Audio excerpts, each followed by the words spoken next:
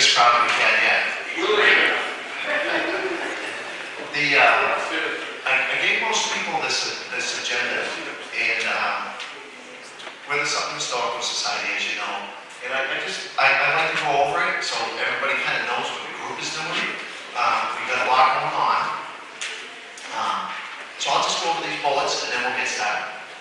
I don't know if everybody heard about the stolen pump at the 8 Love School. Who says nothing happens in Sutton, right? But someone stole our pump and it was big news. We were on Channel 3, actually Dave and Wally were interviewed. They did a great job. And we had, it was kind of amazing. We had so many offers of pumps from different people, and actually Mike and Sheila had donated one exact same pump as what was there. It was kind of nice what came out of it. And like Joe Dirt says, when someone gives you lemons, make lemonade, you know? So that is, there was a police report filed. I don't think anything will come of it. We'll replace it. And if you haven't seen the 8 Lot School, it's really special. We have the 3rd grade class that comes to the school every year, and they come on May 28th, and they come in like 4 sessions. It's really good to include the school and get the kids involved. Let them see what something has to offer. We have the blacksmith shop next door that Fran Donnelly's here. He's our blacksmith.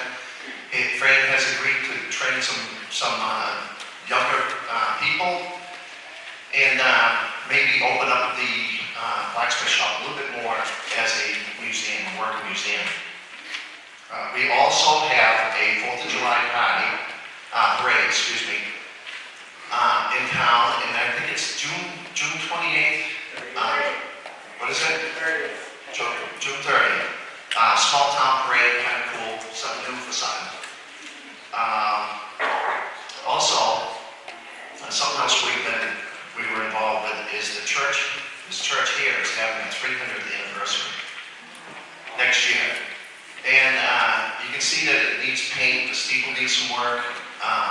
They're working on that in conjunction with us, and it's a great project. And they're going to be celebrating next year, 2020. So that's something we're working on. We got a couple upcoming events. May 7th, Peter Michelson is doing a presentation to return to Collins Farm in Sutton, and that'll be here May 7th, 7 o'clock.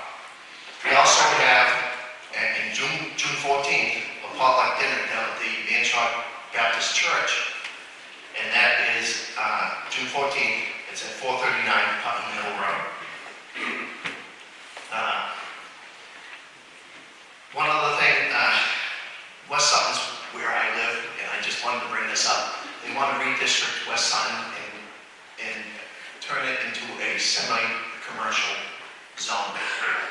I'm not for it, but I'm just bringing it up because it's important to me, and I would hope to get some support from town voters. Come in, that's what we want to make ballot.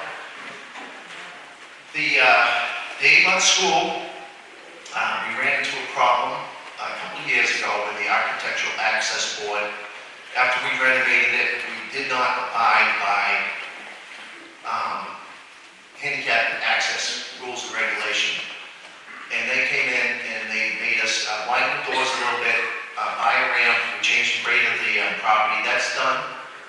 And they've checked off on it and approved our improvements.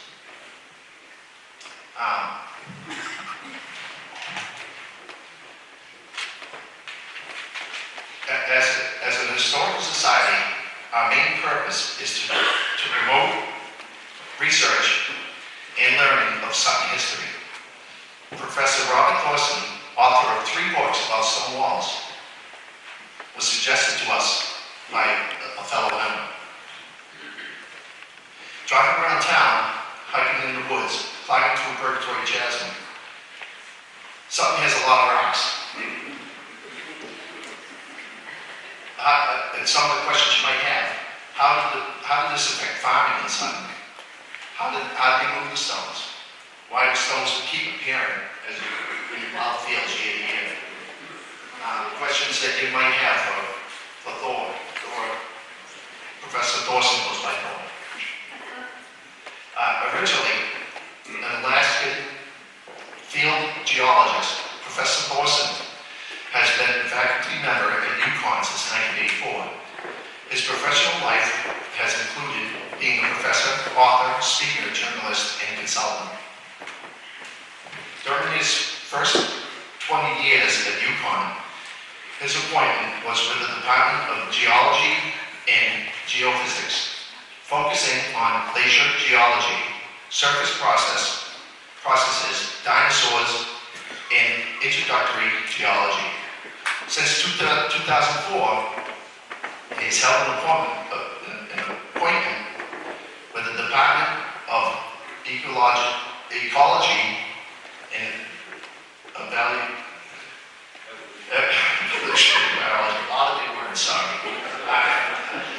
And the Department of Anthropology, with research and teaching commitments to the Center of Integrative Geosciences, the Honors Program, and the American Studies Program. In 2003, he began coordinating the Stonewall Initiative, an online resource blog for historical landscape conservation for the Connecticut State Museum of Natural History. For his scholarship in the environmental history, in 2018, he was elected to the American Antiquarian Association. Professor Thorson's books are available for sale at the front entrance on the way out. We are very excited to have Professor Thorson with us tonight. And if you enjoy his presentation, consider purchasing his book. We've got some membership applications out there as well, and some snacks. So please welcome Professor Robert Thorson and his presentation on history of New England stone walls.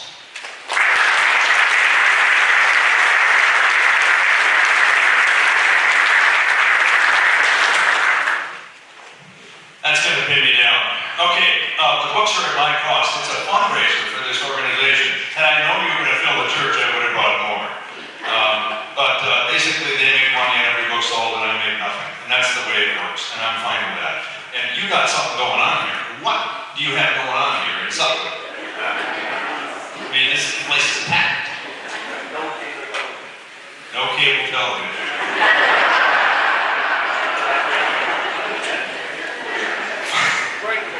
That is such a good answer from someone that says,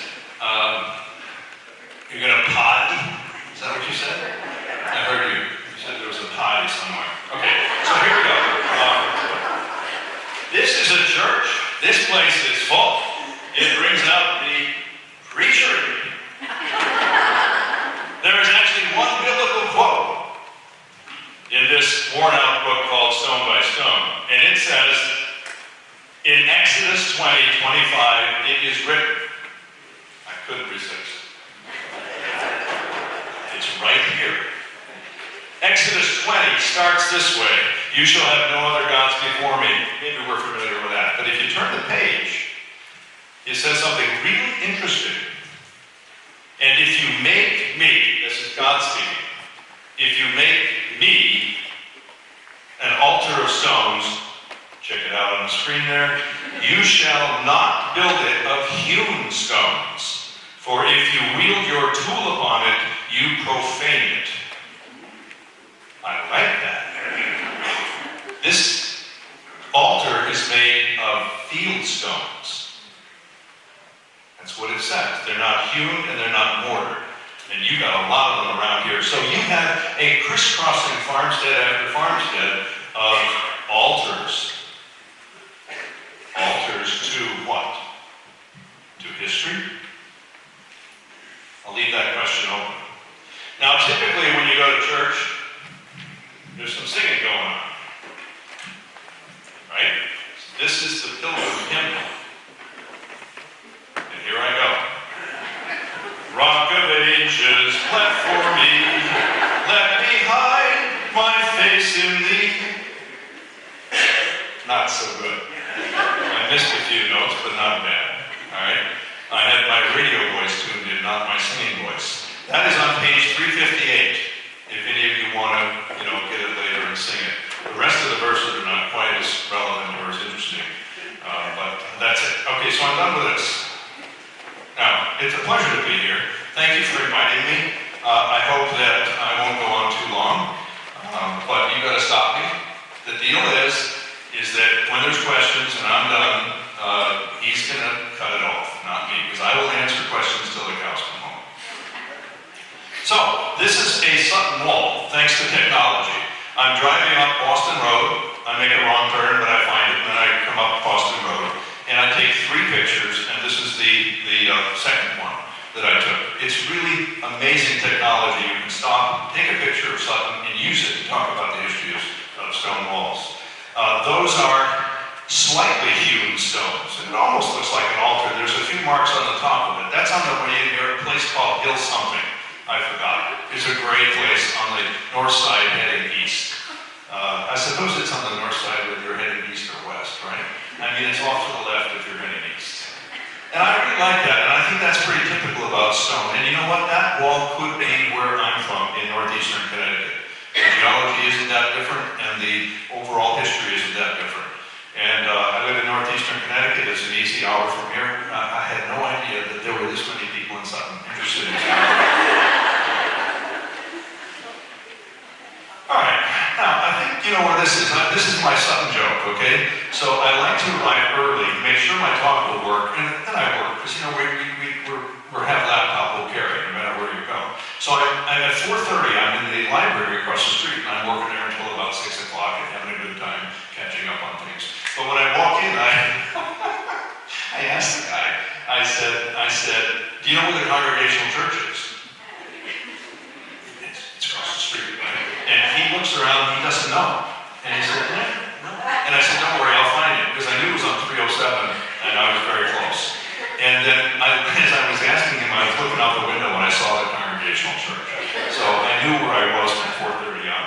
And then, of course, this is on the corner there, and I'd like to call your attention to the stone wall underneath that building.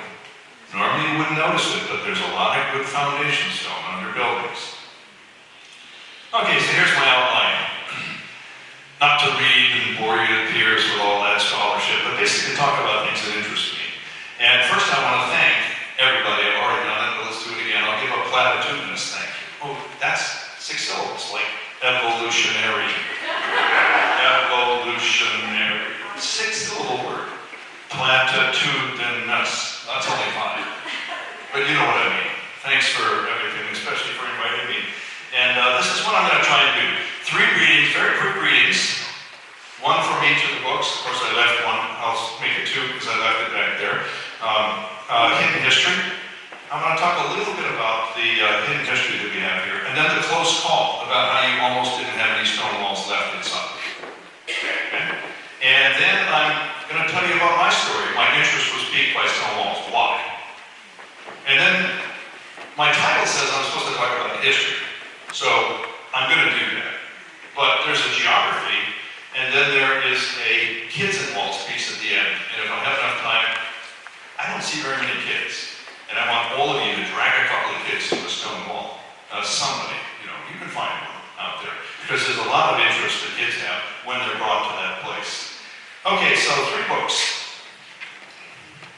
I had no idea that these books would be that interesting to people, but Stonewall Secrets won a Smithsonian Notable Book of the year when it was published. And it's a good curriculum book. You take a kid to a pond that they're interested, take them to a stone wall, they're even more interested. That's what I found out. And so it's an opportunity to teach kids, like dinosaurs is an opportunity to teach kids. And I have never met a kid that wasn't interested. So let's go to the next slide. And let's look at a lovely, evocative fieldstone wall, not from Sutton, but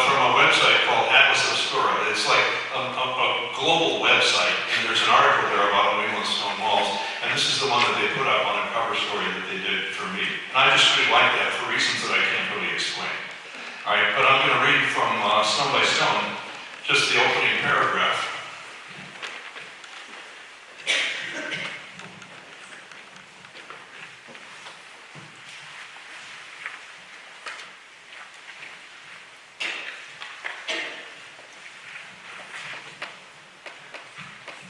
Abandoned stone walls are the signatures of rural New England. Crisscrossing the park, suburbs, and farms of nearly every village and town, they are relics of a vanished agricultural civilization that once flourished in hillside farming communities. There are old stone walls elsewhere, but only in New England do they rise above the level of architectural ornaments to the status of landforms. The New Hampshire Geological Survey has started mapping them as landforms with a program. They're landforms. Yes, they're history, but they're also landforms. It's the Anthropocene. It's the epoch of humans. It's the time in which human beings are the dominant geologic agent on planet Earth, and the stone walls are a marvelous, positive manifestation of that, relative to some of the other things we hear about what we're doing. Let's focus on the positive. The status of landforms. Kentucky has its caves. Florida has its coral reefs. Louisiana, its bayous. Arizona, its canyons. Washington, its volcanoes. Minnesota, its lakes. And New England, its stone walls. The landscape would simply not be the same without them. That's the opener. And then, of course, the whole book is a narrative explanation about how these things came to be, with an emphasis on our history of involvement with them, not merely the history of building them. Let's not forget that it's Robert Frost who says, "Never tell me that not one star of all that fall from heaven has not been picked up with stones to build a wall." He's connecting the origin of the whole earth, to the stones that are within those walls. There's a lot of history after that.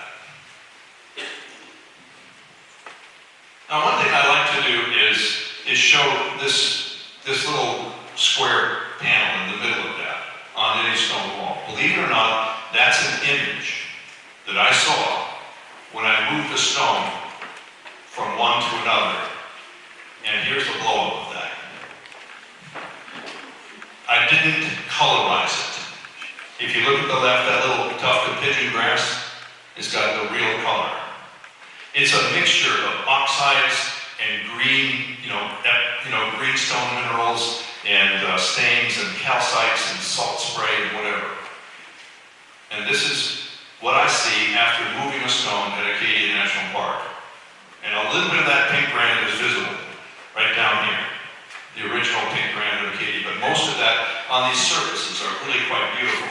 So my point is that in every stone wall, we tend to look at the outside. If you start training your brain to think about what's inside the stones, the crystals, the chemistry, the interest, the materials, it really gets more cosmic. Because it is all-star stuff. Robert Frost is right about that. So I'm going to use this as my little commercial break.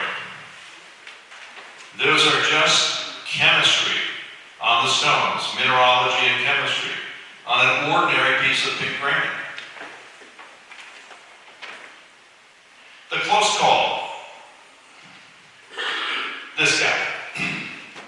Name is Oliver Bowles, perfectly respectable Canadian who became a U.S. citizen. Let's think about immigration. He did that so he could have a job at the U.S. Bureau of Mines as a mining engineer. And he wrote a spectacular book called The Stone Industries. And it was published by McGraw-Hill in 1939. So that kind of dates his book. It's like a summation of a major project that he had.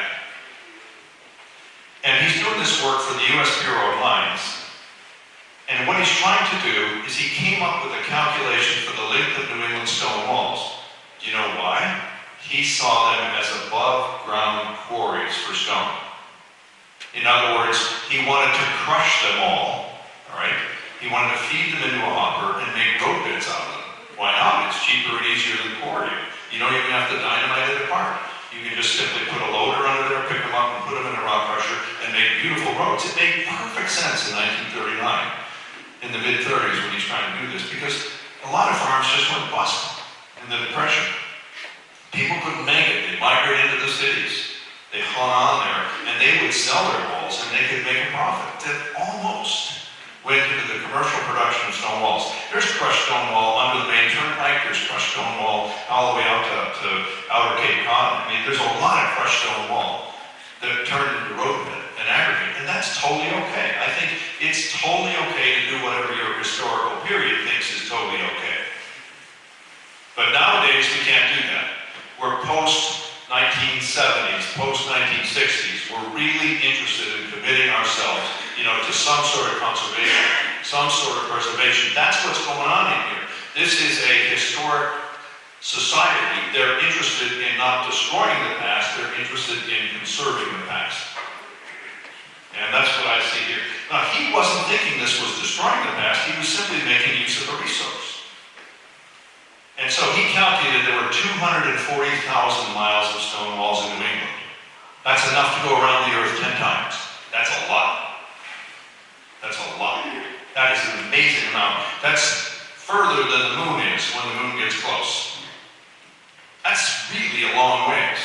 And that's how much you got here. That is such a colossal phenomenon. Thigh high, right?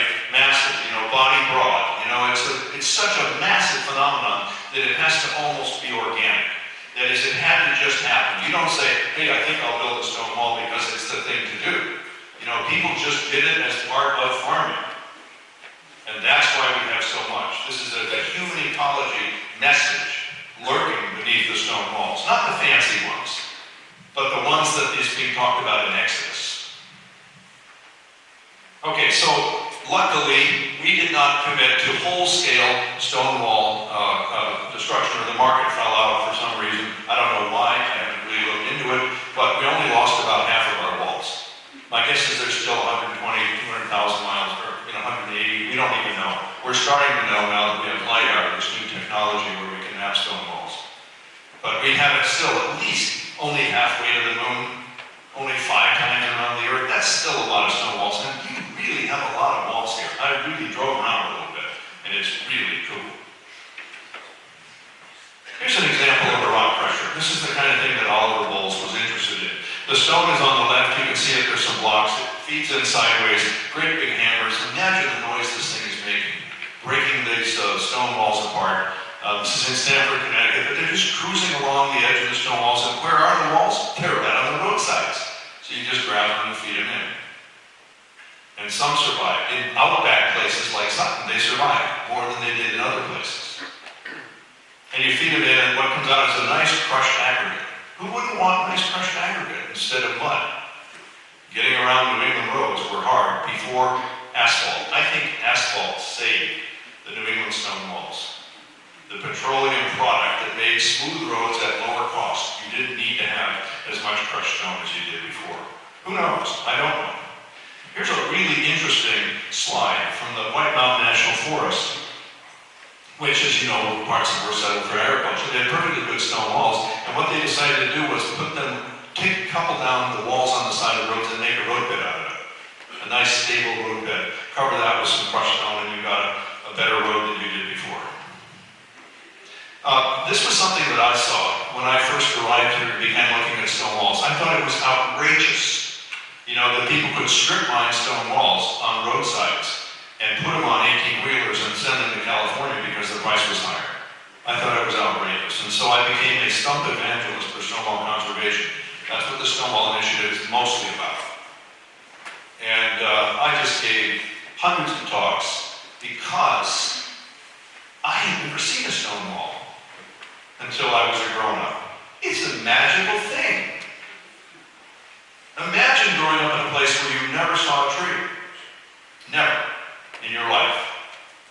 You never saw a tree, and then all of a sudden you fly from Fairbanks, Alaska to a place that has a tree. And that's where I worked and lived and had a home and had 2 sons born there. I mean, that's where I was going to be. Ended up I didn't expect. But the idea, I'd never seen a stone wall, seriously. Until I arrived here, and I went out looking for them, and I saw my first stone wall in the woods, in the national forest, and I was smitten. I was smitten. I I was obsessed. It went on and on and on, like 3 publishers, 17 drafts, it didn't matter. I just kept going. Thousands and thousands of observations. And a whole year's worth of reading at Dartmouth College. When I was on a sabbatical, the project got botched, and I was stuck for a year because I had an autistic son. I needed a red house in a college town with a good school system next to a field, so it looked just like the one we were in, you see. You know, we leased, I'm sorry, this is an aside, but basically the whole year was committed and devoted at least to make it work for a kid that you'd have to haul in the house for the first 3 months until he got used to it. You know, you want that stability.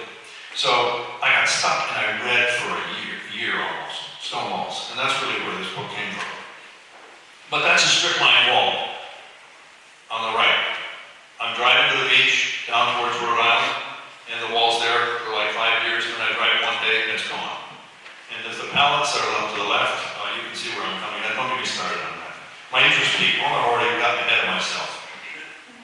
But here's the story. I never saw Stonewall, and I couldn't believe them. I just couldn't believe how beautiful they were, how evocative they were, how mysterious they were, how archaeological they were. And so I wanted to know all about them. And so I immediately go to the library, and I try to find books on stone walls that tell you what their origin is. And there's lots of work on stone walls, but it didn't answer the questions that I wanted. Like, tell me why it is the way that it is, the distribution, the density, the frequency, the height, the mass, the shape, the stone, you know, all of those questions. Yes, there were some telltale clues in books, but mostly stone was romanticized. And about that time I read a book called In Small Things Forgotten, still one of my favorite books, by the archaeologist James Dees. I mean, basically the idea American archaeology is about small things forgotten. You can see the bullets and the ceramics and the little combs and the pipes and the buckles and the insignias and, you know, whatever they are, things that survive. In other words, American archaeology historic archaeology was about excavation. And this is really the way even Thomas Jefferson started that. He's got the first archaeology treatment on notes in Virginia. And for him, it was about excavation. We would call it pot hunting today, but basically you just go out there and dig up the Indian graves and see what's in them. But it was excavation. So I wondered, why are we forgetting the large things? So I just tweaked the title. I'll go back and look at the title. It says, In Small Things Forgotten by James Dees, and here's the book that I wanted to write, In Large Things Overlooked by Robert Thorson. And I put a picture of a stone wall there instead of, you know, ceramic pipes and bullets and musket balls. And those are cool. I mean, I like musket balls and all that stuff. But this is the book, and it struck me that stone walls fell between archaeology and architecture. And they weren't quite, they were still being built, you see, so how can that be archaeology? Well, probably not, obviously. At any rate, I just got more and more interested in it, and I thought about the pyramids, and I think that stuff above ground, stuff that's simple. The archaeologists had typologies for like 20 different kinds of projectile points, you know, but only one kind of wall. And maybe they had two, single wall and double wall, but there wasn't really an efficient scientific taxonomy that you could use to describe them. Everybody knows what a thrown wall is, or a tossed wall, or a single wall, or a farmer's wall. They all mean the same thing, but they don't all mean the same thing. That is, there wasn't any rigor to the description. And my wife, when I first started getting obsessed with stone walls, she said, what is going on? And I tried to explain it because her father was a golfer, and I said, it's like I want to get my handicap down. You know, I'm compelled to get it down, so in my free time, I went after it, and I just drove and looked and thought, and whatever. I just became obsessed with it. She thought there must have been something fishy going on. I said, because she says, everybody knows how these stone walls were formed. You know, they're just farm walls, and people build the stones heap up. He said it. He's got it right. And I thought, well, I just didn't quit, and kept going. So let's start with the definition of stone walls. What is a stone wall? And by the way, one of the last times I talked in a church, it was in the granite state. And I can do the preacher thing too. In the granite state, from the pulpit, I said, what's granite? I'm making this up as I go. What's granite? Nobody would answer. It's like asking, is any one of you without sin? Nobody's going to answer. It's a homocrystalline igneous rock with at least 10% quartz and 2 feldspars. That's what it is, technically. That's a useful definition when you're really interested in differentiating granite from syenite or monzonite. But you would call it all granite. You get your granite countertops, most of them aren't granite. But you call them granite because you know what I mean. It's got crystals that you can see. I don't know how I got off on that. Okay, so let's do definitions. So what is a stone wall? For that matter, what's a stone?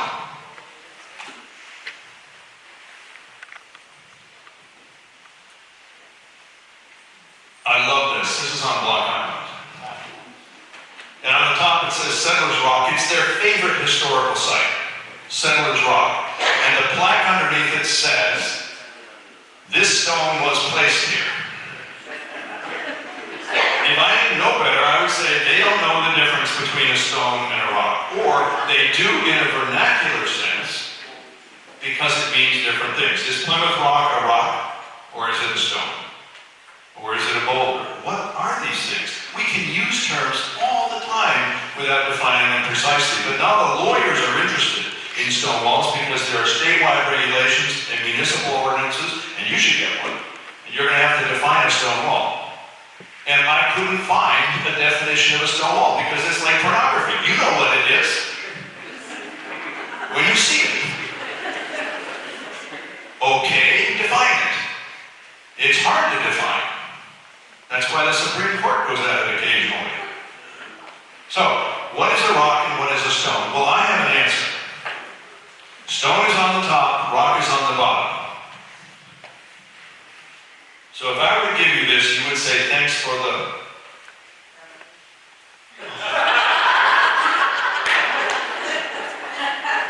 I'm going to try someone else. She said, thanks for the memories. Thanks for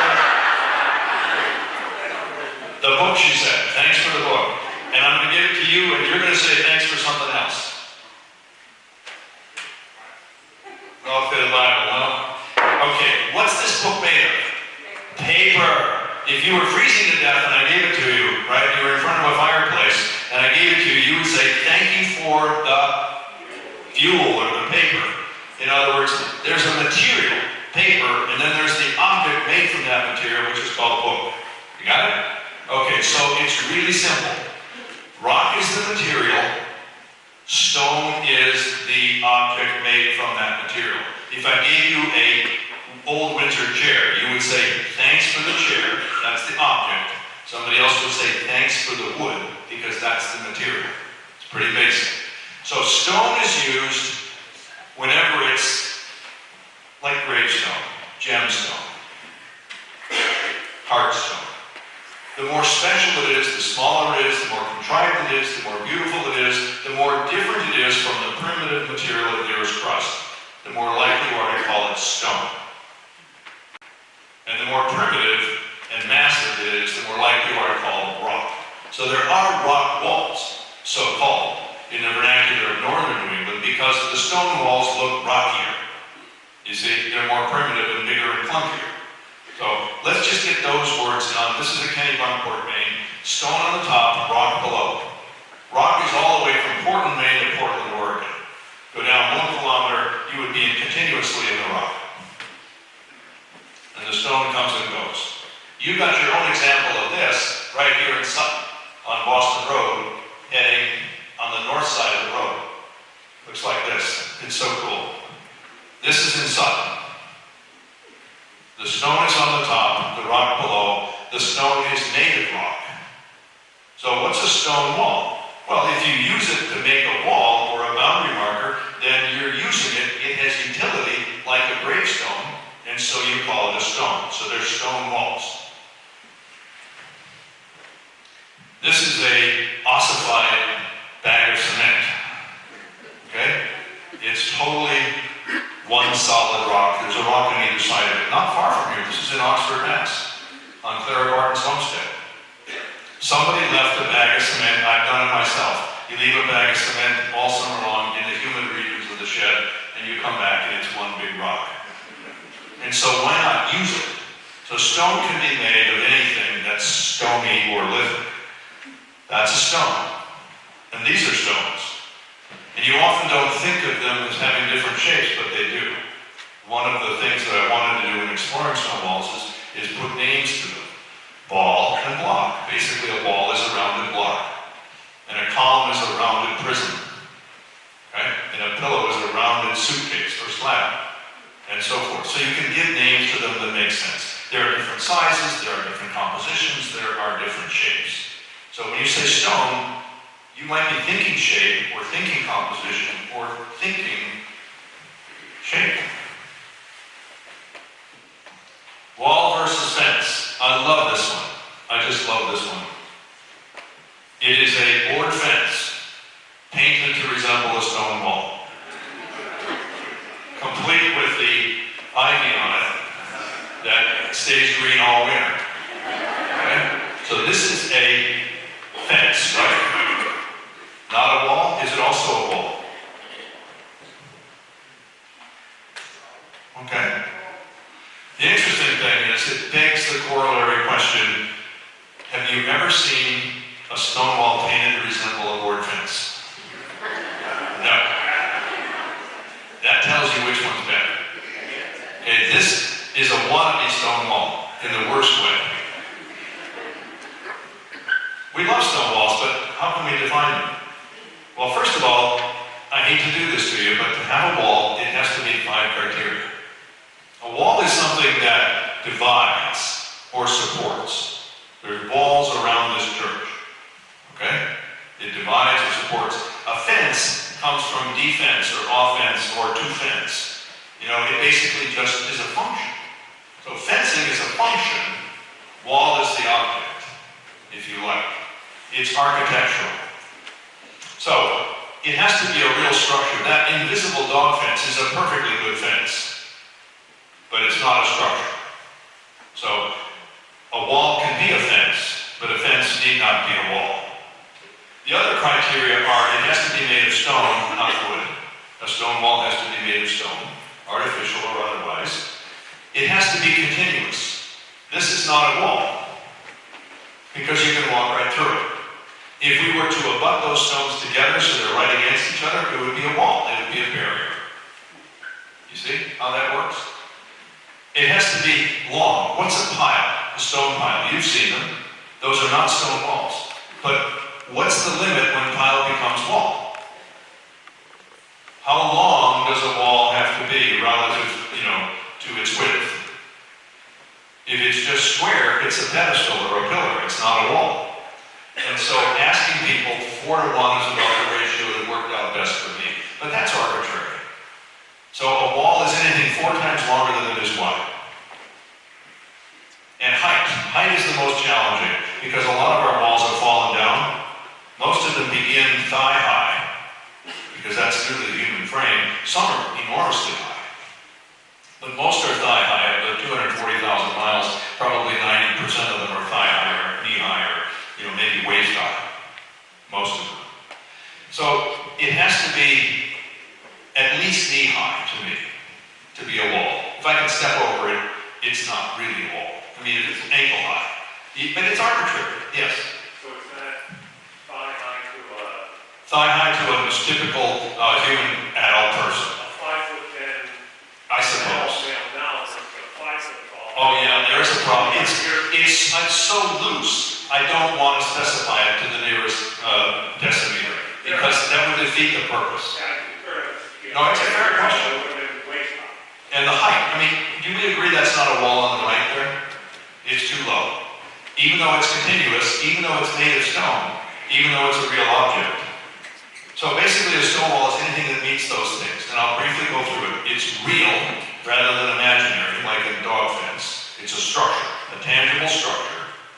It is made of stone.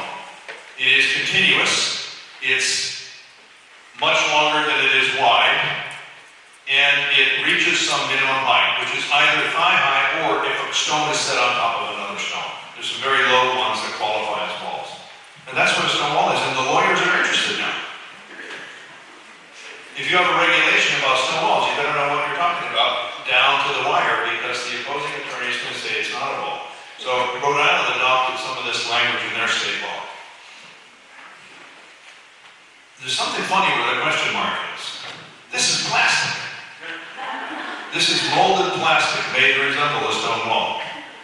And to have a construction company do that just makes me It's molded plastic. The thing weighs about, 10 pounds. That meets the criteria of a wall. Because it's made of stone, it's a tangible object, it's elongated, it meets the minimum height, and it's continuous. But I wouldn't want it in my yard, okay? That's not what I'm talking about. Luckily, this is in Hartford, Connecticut, on a street, you'll never guess the name of it, Asylum Hill. This is my kind of wall, in the closed canopy forest. That's a stone wall. Quick geography. The thing about New England is that in the uplands like Sutton, or damn near everywhere between where I left and getting here, you can see stone walls in all the towns and around. The challenge in New England is to explain the absence of walls. But the challenge everywhere else is to explain the presence of walls. Like on a moraine in Michigan, or at a cliff ruin in Arizona, or in a boulder field in the Sierras, or, there are stone walls everywhere. Clearly the dry stone, limestone walls of the Kentucky bluegrass country. There are walls in every state, but they are here and there, and they're idiosyncratic in their locality. In New England, they literally are the fabric of the landscape in rural interior New England, and explaining their absence requires something special. Too steep, too high, too wet, various things.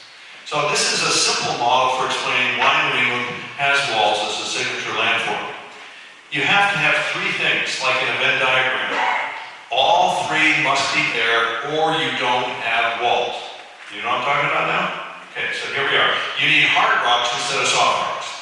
Because if the glacier picks up a soft rock, it will just crush it to smithereens. My students don't use that word anymore, but I still do. Hard versus soft. You have to have glacier bottom soils. And you have to have a farm livestock tillage culture. You need all three. So the deal is, if you drive from Boston to Buffalo, you know those two? You lose the stone walls, you cross the Hudson, you still see some stone walls, then they die out as you climb up because the rocks are too soft. They're limestones and sandstones and shale, from which we're fracking gas. They're too soft. We don't have gas here to frack because the rocks are cooked too hard. All the volatiles are gone. So we got hard rocks. And we got a farm, but you know what? They've got a farm culture. You go to forest in Maine. If you drive north from southern Maine, where there's stone walls everywhere, you lose the stone walls. Because you lead the farm culture into the woods forest culture. They disappear. That about well Maine. And if you go from Fairfield County, Connecticut, which is loaded with stone walls, to the other side of the Big Apple in New Jersey, you lose the stone walls. You've got stone walls in northern New Jersey, but not southern. And the reason is you cross the ice sheet border. So, you can lose the stone walls to the west because the rocks get too soft. You lose the stone walls to the north because we run out of farm livestock culture. You lose the stone walls to the south because we run out of glacier bottom soils. And so New England is the only region in the country that has all three of those criteria together in a way. The only real other one, well, just say New England is where they all come together very nicely. And that is why they are the signature landform. And here we have a map of New England. Basically, we have three kinds of rock there. And we are in Sutton in that red circle. We have both granite and gneiss and schist and quartzite based on a regional map. Well, that's plenty hard enough to make stone walls, so they should be here. Even if I didn't see them, they should be here. Theoretical. And there we are in Sutton again. The glacier bottom stuff is the white stuff. That's the best stuff for getting stone walls. The absolute best stuff. It's the scrap heap of rubble underneath the glacier that just melts out in place. You got a lot of it. You're perfect for that. The stone walls look different, when you get into Lexington concrete, because they're rounder, because you're in that brown zone. You're in the meltwater zone. And you need livestock tillage. And this place was settled in the yellow. That's settled before 1800. The church is 1720. So you're old enough, you're intensive enough agriculture, the rocks are hard enough, and you got glacier bottom soils, duh, you should have stone walls here. And the answer is you do. But you knew that.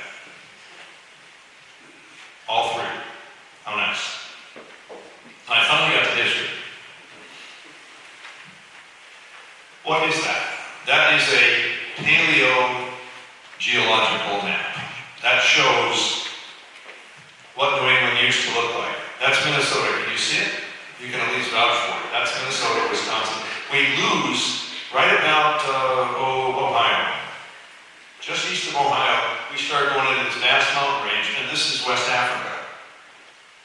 This is an ancient map. It's a reconstruction. This is what the world looked like. And you come up here, that's Greenland. This is Europe, okay? And these are the Ouachitas down here.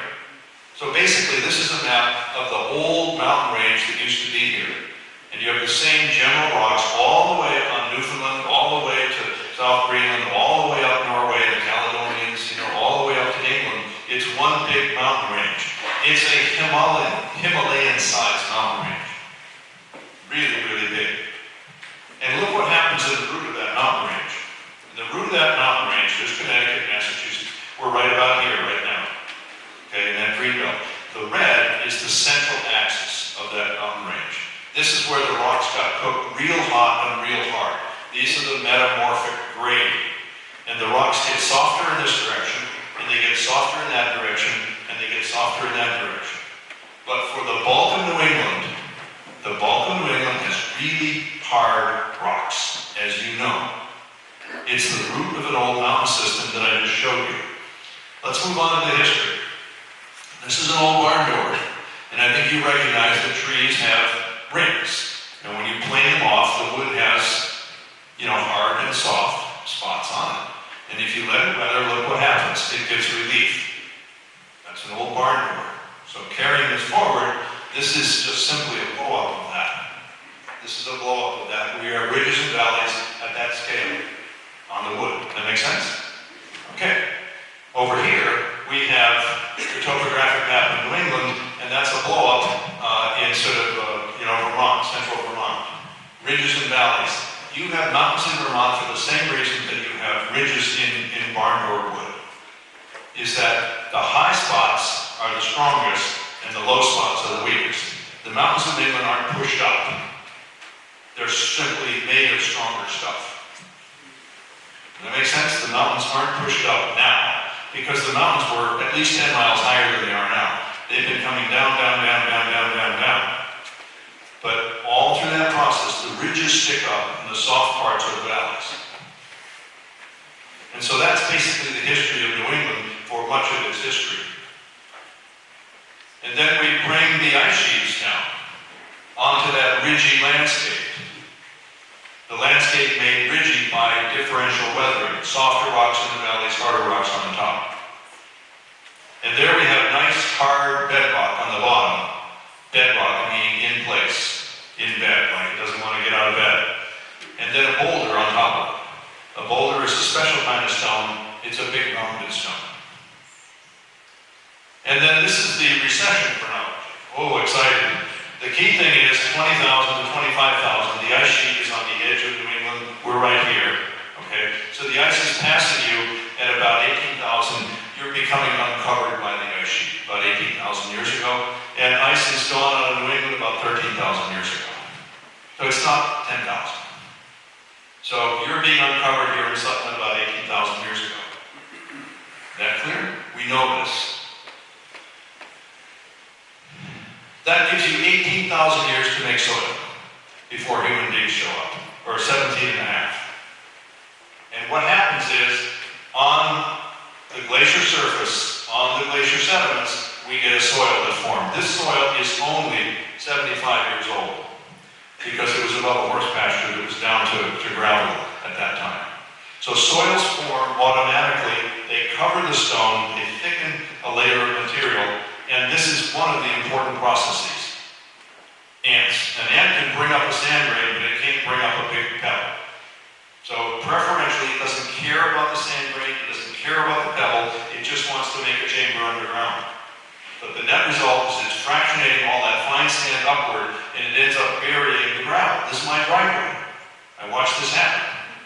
So if you do this for 18,000 years, and you add the power of the forest, which is doing much the same thing with root growth and dieback and root growth and dieback, you can build the soil. It's not thick, but it's about a foot or a foot and a half thick under the old growth forest that used to be here. And yeah, there was stone on the surface, but not that much. Some stone. Some places were terrible to begin with and always were. But much of the landscape had a cover of soil that looked fairly inviting. And in fact, it was. It was credited as being fairly good soil. It got stony later. Now, the Anthropocene, the epic of human beings, whatever you want to start it. Looks like it could be somewhere, but there's an iceberg floating there. This is the North Settlement of Newfoundland. It's 1,000 years old. All right? And they're doing the same things we did here. They're using the bedrock, where it's exposed to build decent sills and foundations. And then there's a paddock of livestock there, which I think you can see they're just, jumping on the stone and throwing it over the fence. So this is old stuff. This isn't English technology here. It's just Neolithic technology that shows up here in New England. The Native Americans built stone walls, but not the crisscross big pattern of them. They built a little piece here or there for different purposes. And I don't want to spend any more time on that. Okay, this is interesting to me because the oldest settlement in New England, the oldest stone wall in New England is 1607. The Pilgrims didn't get here until 1620, right? John Smith is sailing by in 1613. The Boston area colony is settled in the 1630s. So why are we got stone walls in 1607? It turns out there was a Virginia settlement up north in the Connecticut River, and George Popham founded a colony. There's now a place called Popham Beach, right there. They were going to overwinter. They were going to develop a Virginia colony to the north. The one to the south barely survived. The one to the north didn't. The founder, Popham, was a second son, so he didn't get anything. But when the older guy died, his brother died, he went back to England to claim his birthright, and leaving all those people, and they said, heck with it, and they just went back to that. So lucky. Had his older brother not died, the colony might have stayed, and Massachusetts might have been settled from the north southward.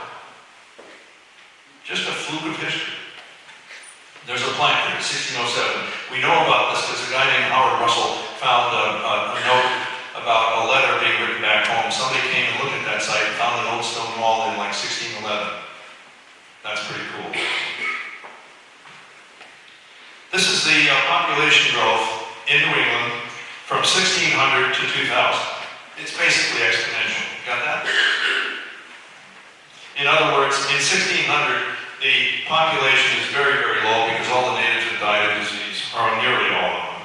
And there's hardly any growth until you start picking it up around the time this church is founded, 1720. And then it just really goes like that. The real steepest part of that growth is around 1850 to 1900. Okay? So that's the population growth. And this is the century by century pace.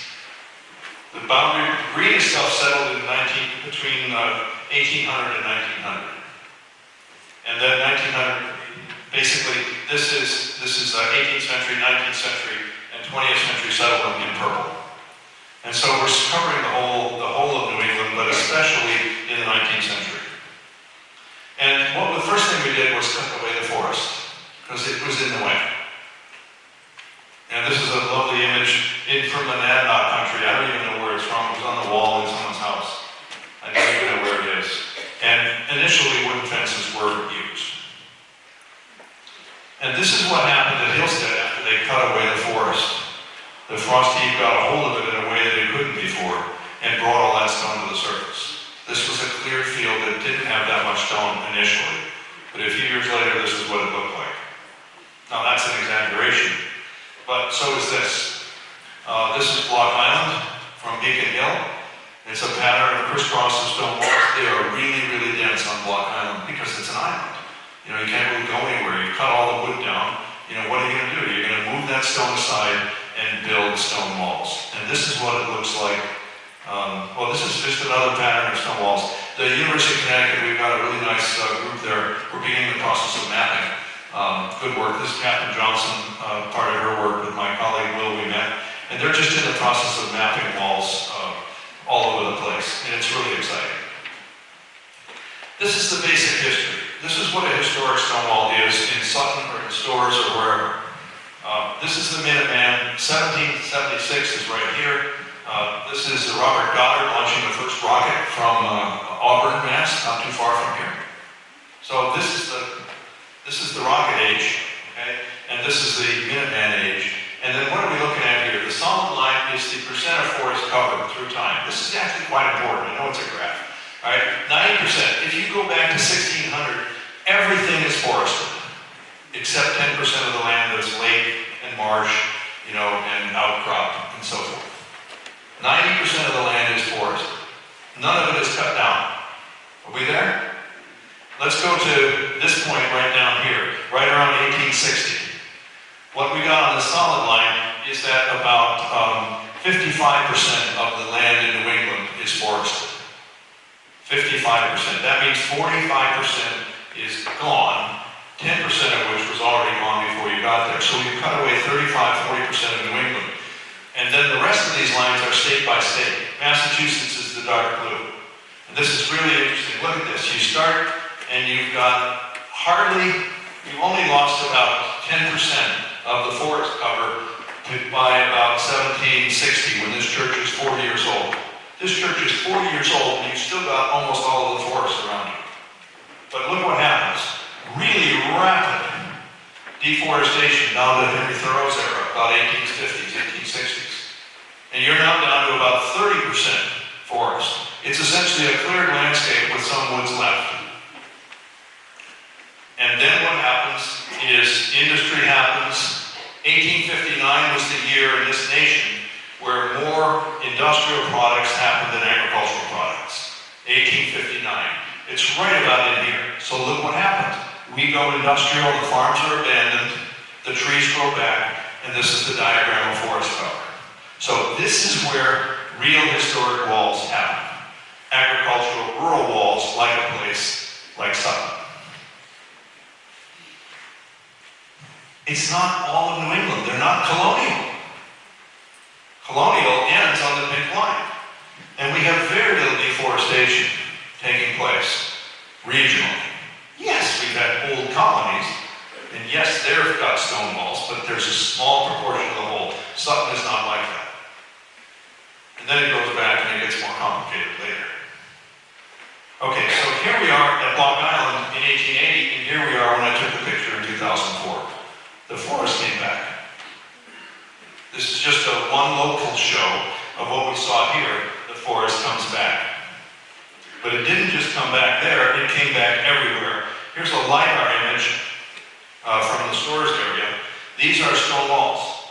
What is that? It's a special way of seeing through the trees to see the ground so you can map the stone walls. It's called LiDAR, short for light ranging and detection.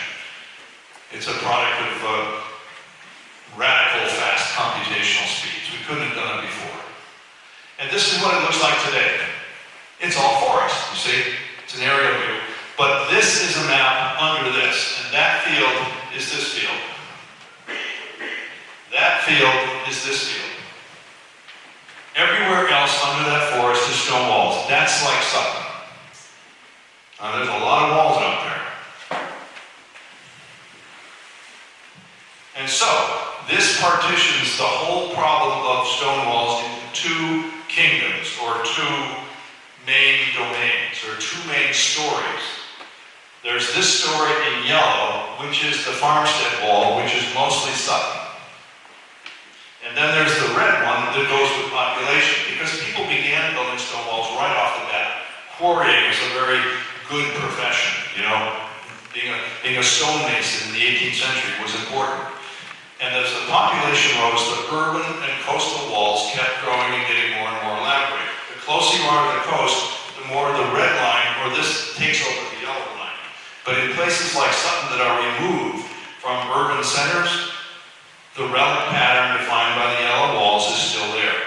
And so we can claim credit for being spectacular stone wall country. Farmstead walls tend to be post-colonial. They're like a landquake that passed over the surface, with clearing and cutting and then abandoning 3 or 4 generations later. abandoned land, and they're mostly archaeological. And the red walls are mostly architectural. They're early, intensive. People have been building walls forever.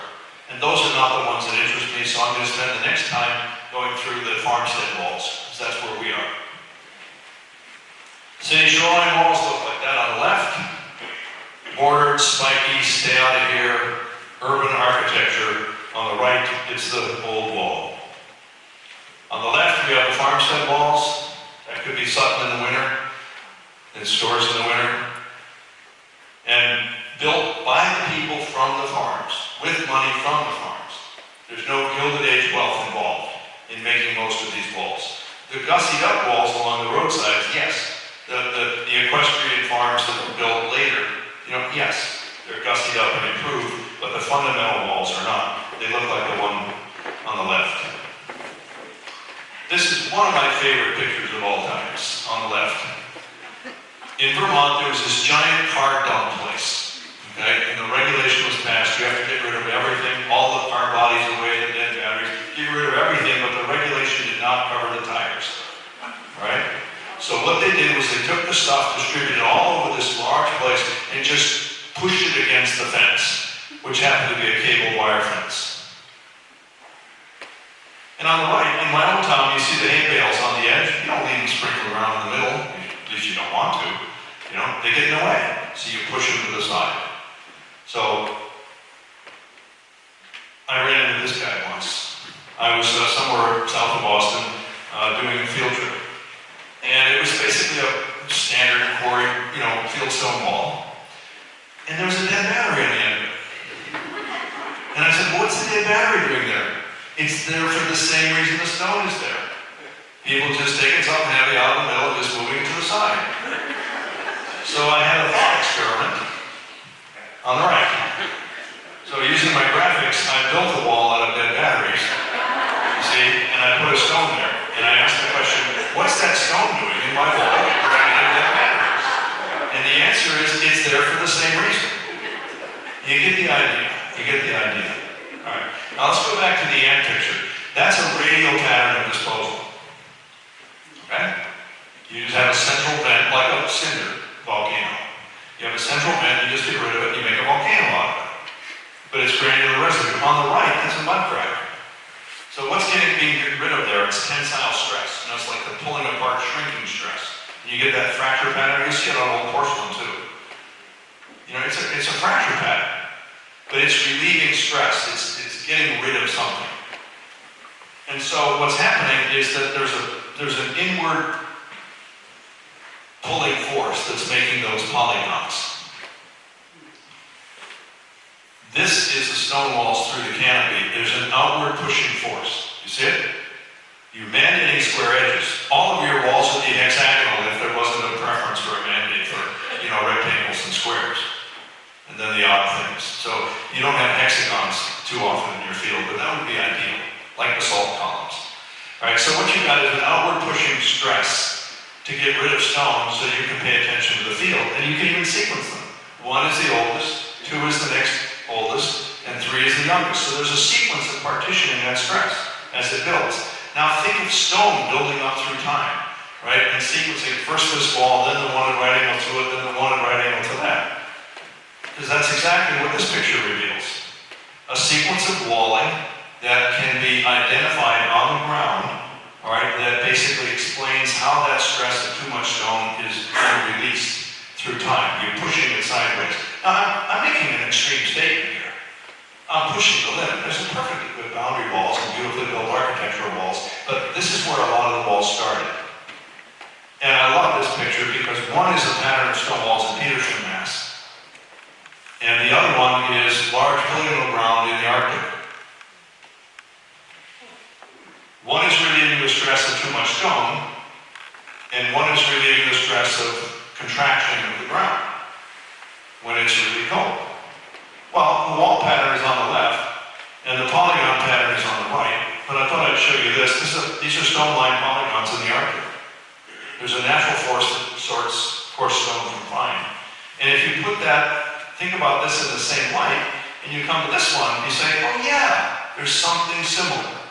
I'm pushing the extreme here, but walls are built from an outward pushing disposal system on a preference for square boundaries. That's where they begin, that's not where they end, of course. Later on, beautiful farmstead walls are built, but most of them began on fence lines as residues. You can't do much with a penny, but you can do a lot with a billion pennies.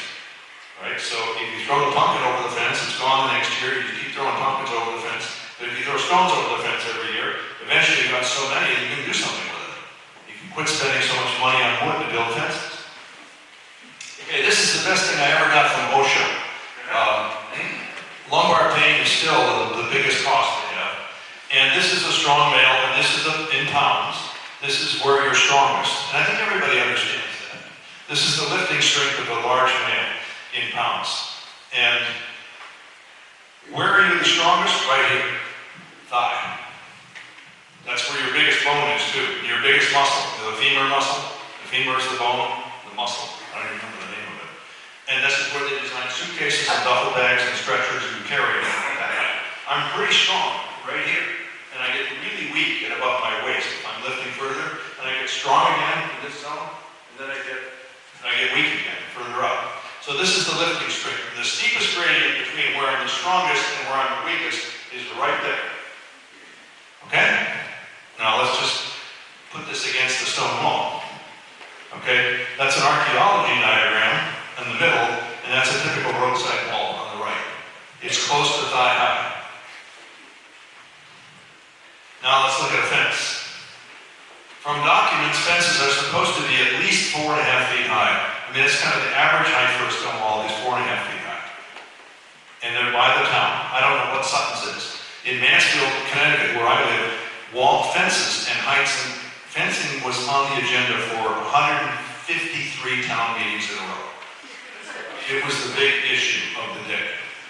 So regulating heights of fences, they're always saying they got to be at least 4.5, 5 feet high, and that's a typical, equestrian fence on the right. That's how high fences are supposed to be, and hardly any walls get that high. Some do, but very few. Now, the history isn't over when we build the walls or when we make the stone. We abandon the land, nature takes over. There's a revival, a reattachment to those historic interests, like we're attached to historical societies and antiques. And then there's a back to nature phenomenon as the walls disappear. And then there's written stone, that's the more elegiac tone of the book. It ends with a reverence for stone.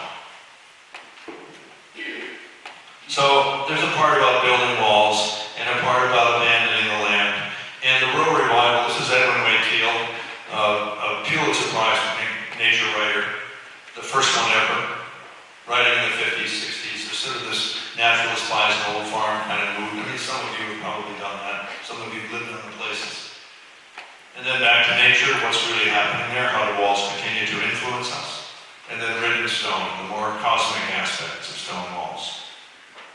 So, there's a lot to read, but I'm going to move right into this, kids and walls, because I'm now going to be done when I'm done with this segment. So, I'm giving a school program. I used to give a number of school programs on this book, Stonewall Secrets. It's basically the story of stone walls told in an illustrated children's book. And so I'm going to, in Guilford, Connecticut, it's just typical third grade, and I say, okay, how many of you have a stone wall, in your yard or near, on the way to school? And this is the answer. Virtually all of them. They were so excited. I've done my own experiments. You take kids out, because I had 4 kids, you do the second grade volunteer thing, you know what that's like. You go out and if you position a kid, you say, go explore nature, they go to the pond because they're programmed that that's what nature is. But if you take them out midway between a pond and a stone wall and you say, go explore, they go to the wall because they're really interested in it. And so we wrote a book to capitalize on that. This is Grandpa with his adopted grandson. And we made, through the National Science Foundation, kits. We made 19 of them. They've all disappeared and migrated away. But we actually had a curriculum that was working for kids. We need to get more kids interested in this. Those are the 19 boxes, or the 19 briefcases. And this is the kids saying, well, who cares about the stone walls? By the way, I've been solicited to sell my walls 3 times. 3 times. People have sent me postcards and letters saying, we'd love to buy your stone walls. You know, we throw the letters away. But this, I'm not making this up. I got really upset when I got, you know, like the second time, we'll buy your walls, you know, da-da-da. I'm not going to tell somebody what to do with their own property. I'd like them to make the right decision. That's what I'd like to do. And the right decision is like this kid says, well, they're just rocks, why don't we get rid of them? We could, you know, make some money. But then Grandpa spends the time going and does the whole story of the land itself, how it used to get at the bottom of the sea, how the glaciers came by and did this and that. Here, feel the scratches is what he's saying here on the cover one. And then, of course, there's the fire-cracked rock, you know, the campfire stone that's built into the wall. And then there's the family secret, which is the meteorite, which is pretty cool. And then there's just the, you know, the tumble-down walls today and who occupies them with the weeds and the crows, and everybody likes to look at them. So I would ask you to try and get a kid interested in stone walls. I saw one in here earlier. He's hidden by a lot of the looks here. And so what I'm going to do is just read one of my favorite passages in here, because after I wrote the text of this book, I found out that Emily Dickinson, the master of abstraction, you know, got essentially the whole book in a phrase. And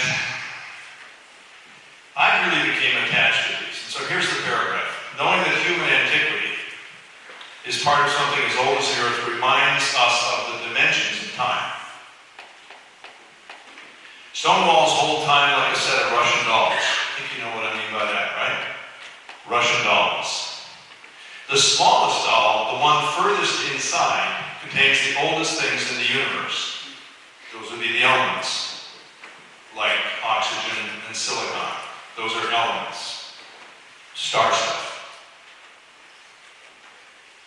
And then you have the minerals composed of the elements, right? Quartz is a mineral. We know what quartz looks like. Quartz is nothing but silicon and oxygen. It's just a funny arrangement of those two atoms or elements. So then there's the stone composed of the minerals, right? I told you granite has at least 3 required minerals. So you have the elements, is the small doll. Then you have the minerals, which are made of elements. Then you have the stones, which are made of minerals. And then the wall, composed of stones. See how that works? The wall composed of stones.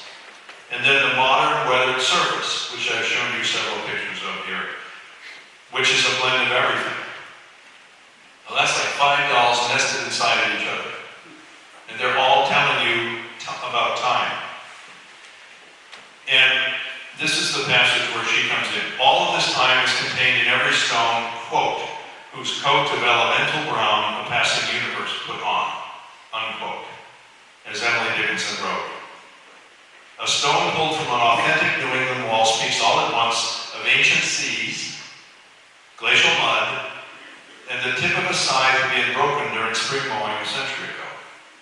And all of that time is inside those walls. They are calendars, they are clocks, they are passages. I don't know about you, but I think the world is changing too fast. I'm conservative by nature, not by intellect, but by nature. And I think things feel like they're sort of spinning out of control. And when I get to touch the crust of the earth, or see the crust of the earth, or feel the crust of the earth, I feel better. It makes me have a better day. And stone walls are the place where we get to see it when you get inland. You know, on the shore you can see rock exposed where the waves hit it. And that feels nice. And in road cuts, you can drive through them when you're commuting. You can see, you know, the rock. And I always look. I assume you look too, or you wouldn't be here. You know, you try to see the rock. Rock makes you feel good. But around here, where do we get to see the rock in such a moist, luxuriously vegetated landscape? We see it in the stone walls. And so our attention just goes to them. And my clock will allow me to do hours and minutes. You know, my calendar works for a decade or so. I get that a year. But what do I do with millennium time? You know, at the 1,000-year scale. I can see that in stone walls. You know, the slow change and transformation that happens. And I can see they're being built at the century scale.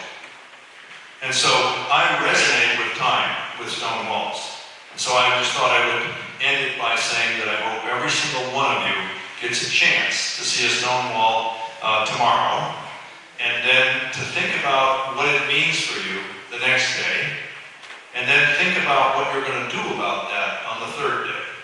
Okay? So that's the professorial assignment for you. I took my preacher's hat off, and you have the professor's speak. Okay? So thank you for your attention. What a great group. Thank you.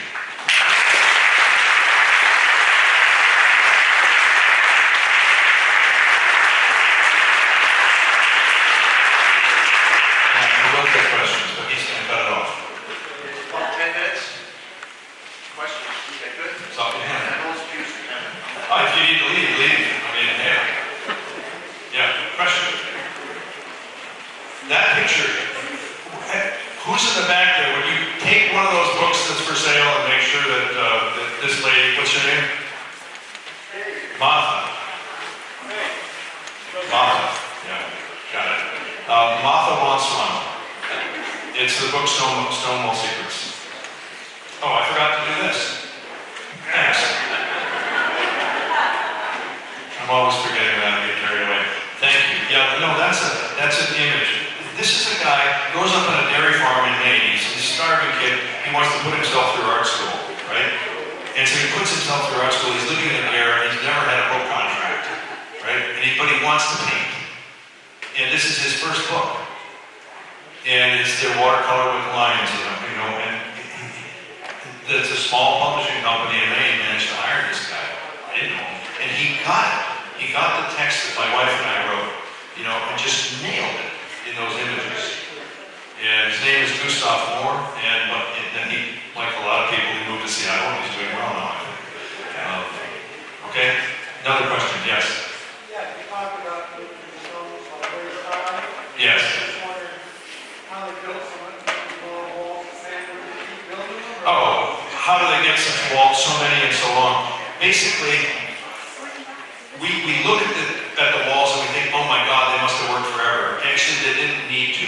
It turns out that if you do the metabolic calculation that I did, the average farm, you know, the average effort you need to fell trees, cut them, split it into cordwood, and heat your home, you know, like how many cords a year you need. And I interviewed someone, how much work does it take, you know, to basically fell a tree and cut it up into a cord of wood, and then I can get a book on clinical nutrition, and I can look at the metabolic requirements that takes. And then I can do the same thing with the stone walling, and you can compare those numbers. I think that New England farmers spend 20 times more work cutting trees and felling trees and making firewood than they did hauling stone. You just don't see it because it's disappeared.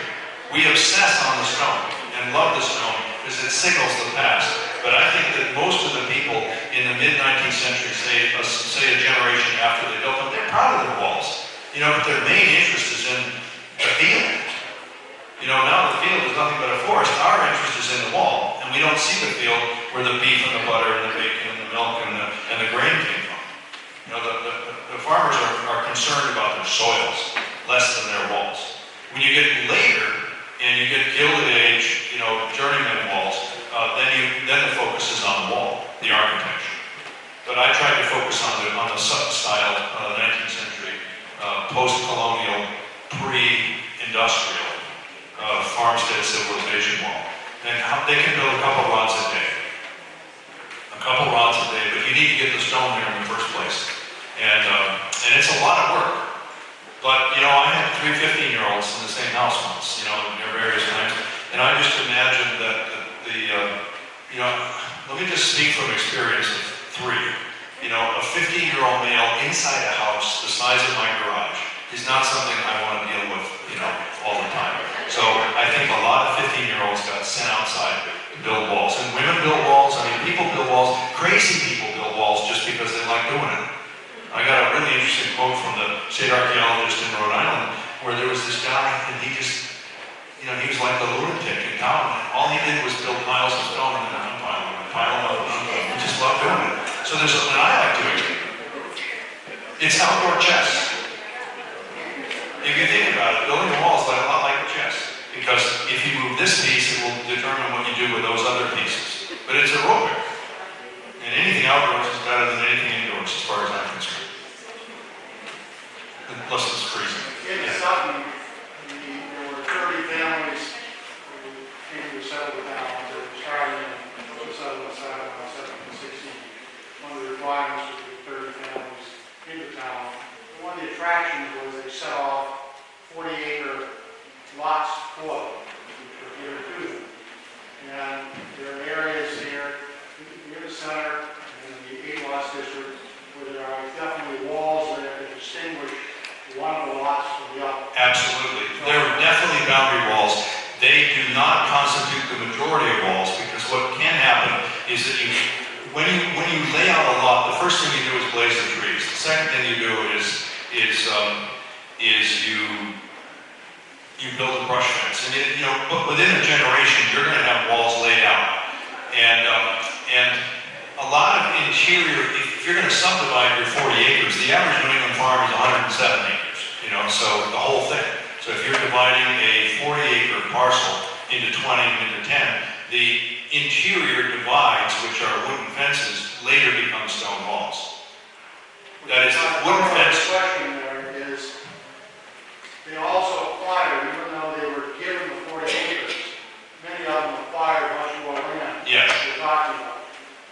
Would they have then put walls between the various areas they had acquired to distinguish those? I think walls are just the natural way of dividing low, knee-high or less. Marker walls, boundary walls are part of the story, and they usually post-date wooden fences. Usually. Because it's hard to test because they didn't write much down. One thing that's really strange is how little is written about stone walls. About individual walls. If you want to know what that wall was for, why it was built, who built it, and why, you can get accounts in some places where this guy was hired to do it, or you gave him a ham and he built 2 rods of wall. There are accounts like that, but the vast majority have no information whatsoever. So you need to use your own intuition and your own observation skills to tell what they're for. A boundary wall looks different from a farm wall. A farm wall is built load at a time, and they look very different around the perimeter of a field. They look different. A later sort of Gilded Age city wall will look quite different because now money comes from somewhere else. The stone is there, the walls are taken down and rebuilt to somebody's idea of what a wall should look like, and there's much more uniformity around the wall. I hope I answered your question. Everything's a generalization, including this. Is that initially stone walls show up maybe a while after the first boundaries and blazes are put in. You need to know the mark to put the stone on. And they start growing, by settling stone aside. You've seen that. Yes? Has anyone ever calculated the average distance between 2 opposing walls? Yes. The LiDAR-based image mapping with giant statistical populations is giving us that number. And I can't give you what that number is. I think it's highly variable by town. But what I will say is that historian John Stilgold once wrote, he said it's a whole lot easier to clear 8 1-acre fields than it is 1 8-acre field. And that's because the distance walked, is squared, from the middle. And it's just a lot easier. And that's one of the reasons George Washington figured that out. He was puzzled. He wanted to know, it's kind of weird, he came up from Virginia and he said that New England is a lot more divided, than anywhere he'd seen. And he wondered why. And the reason is some of those divisions are built just to hold stone. They're not built to do fencing. And in fact, stone by stone, I did a whole research project on that. I tried to calculate, the number of rods per square for the agricultural value of the property. It made sense. If you're doing a livestock tillage, the more your fencing, the amount of fencing should be related to the amount of livestock and tillage products that you have. And there's a straight line. There's a straight line between the amount of fence and the value being produced by those fences south of the glacial border. You come north of the glacial border, the whole relationship falls apart. That is, there's fences all over the place because they're not really fences. They're holding stone. Yeah, question?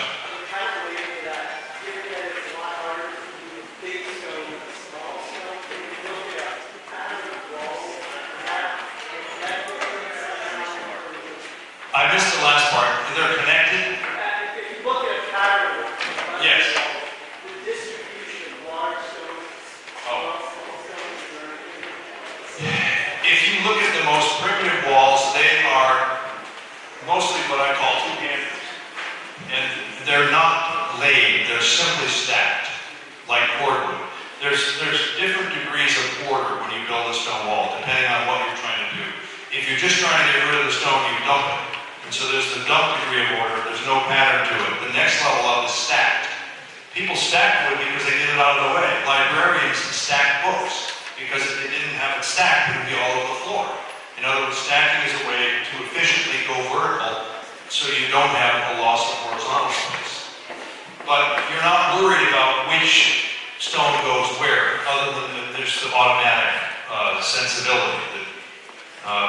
But the next level up is laid, and a laid stone wall is ordered, and people think about which one goes where, and in what sequence. And that's what masons do so well. They're just brilliant at building one of those masonry walls. But most of the walls around vast interior New England aren't laid by masons. They're just laid by whoever was living on the farm, and whoever was eating a free meal in exchange for this and that. But the degree above that, I just don't know what to call it. I don't want to call it artistic because I like the simple wall better than the rest of them. So I use the word embellished. Somehow you take the laid wall and, I've seen walls with shamrocks in them, built into it. And there's a Dalmatian wall that I saw in the Berkshires, where they took the quartz boulders, and they put them in to make it look like Dalmatian spots. I mean, you can do whatever you want. Now the wall is becoming folk art, which is fine. But that's beyond laid. So it's dumped, stacked, laid, and embellished. 4 degrees of order. And size, 1-handers, 2-handers, stones that you need assistance to get in or up. If you see stones too big for a couple of guys to lift it and set it in the wall, and it's raised up in the wall, that tells you architecture is going on. There's some reason to do that. Most of the primitive walls just have those big guys skidded along the bottom. Because you don't lift them, it's not worth it. If you're trying to get rid of stone, don't stack it on top of each other. Don't stack ton-sized stones on top of each other. It's pointless. So you can get into exploring stone walls, and there's a chapter on stone size, a chapter on shape, a chapter on composition, a chapter on marks, a chapter on whatever. There's a whole science to it. But that book is still available online, but it's not being printed anymore because Harry Potter's publisher bought mine and didn't care about, they're in London, they didn't care about what was going on here. I really respect the skill of masons because I've tried to build walls and I'm just not that good at it. It's mostly I don't have the patience. But most of the walls are not mason built, they're just stacked. Stacked 2-hander is a thigh-high stacked 2-hander is the standard pioneering New England primitive wall. Think about that. Stacked, not laid, 2-hander, not assisted or bigger, right? And it's thigh-high because the human frame doesn't want to go any higher. Yeah. Are there people out there that fix some of your old stone walls if they're starting to crumble? How did you get the big ones up? No. I didn't hear you. No, I said, are there people out there, I know masons do it differently, but the old stone walls, I have a beautiful stone wall around my property. Yeah. And it's starting to come apart. Yeah. Really. Are there people out there who can fix them? I think you're one of those people. You know what you want. That's the specification. If you just hire a mason and say, rebuild my wall, they're going to invest it with lots of order and pattern that they're used to. And you don't want that. You want that primitive look, the stacked 2-hander, thigh-high. She needs a 15-year-old. You need a 15-year-old. Think about that. The masons will charge you a lot of money to build a wall because it's a real professional skill. I don't have any problem with that. But you don't need a mason. If it's built by a 15-year-old farm boy, you don't need a mason. You just need somebody able to move the stone into the same degree of randomness.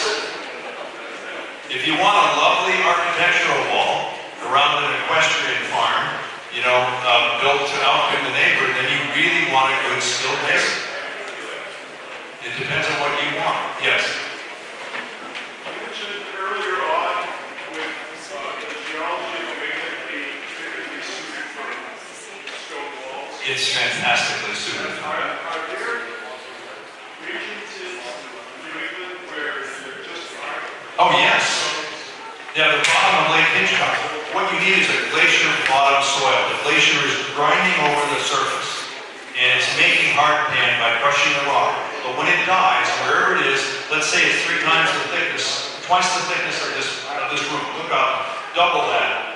If a glacier is thinner than that, it can't move.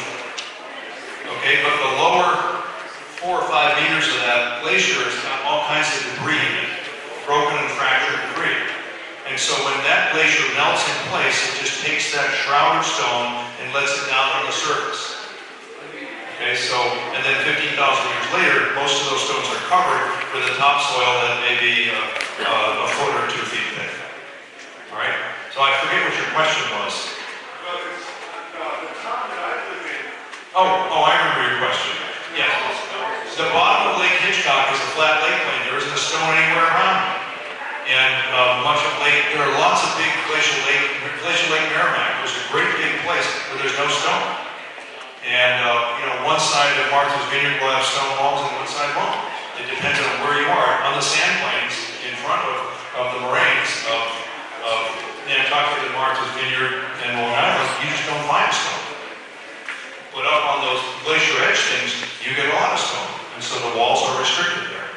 There was one farmer from Hampton, Massachusetts, that moved his wife from the uplands down to the lowlands, and she really missed the stone walls. And so he hauled, like many, many loads of stone from the uplands down and built it on that lake plain. I mean, I love these stone walls. I'm obsessed with these stone walls.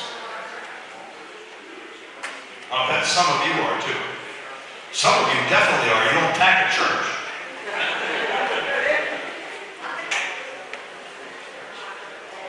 One more. You okay with that, boss?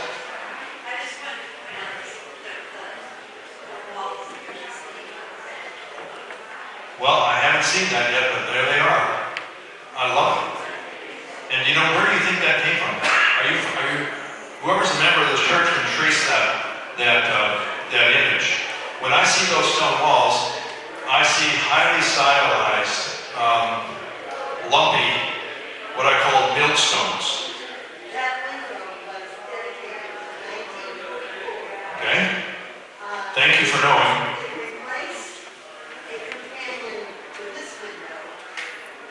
I love it.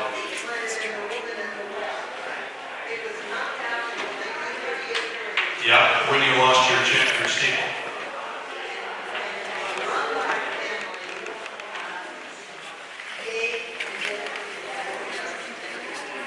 Edward and Patricia, I can read on the bottom. I wanted to know, they were from Sutton and they're stylized. It's a stylized, the stones don't look like the ones that I showed you.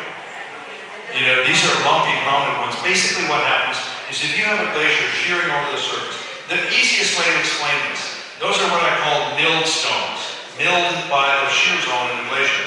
Take some sugar cubes, old-fashioned square sugar cubes. Everybody know what I'm talking about? Put them on a rug, like this one, then put, like a box of them, and then put another rug on top of it, okay?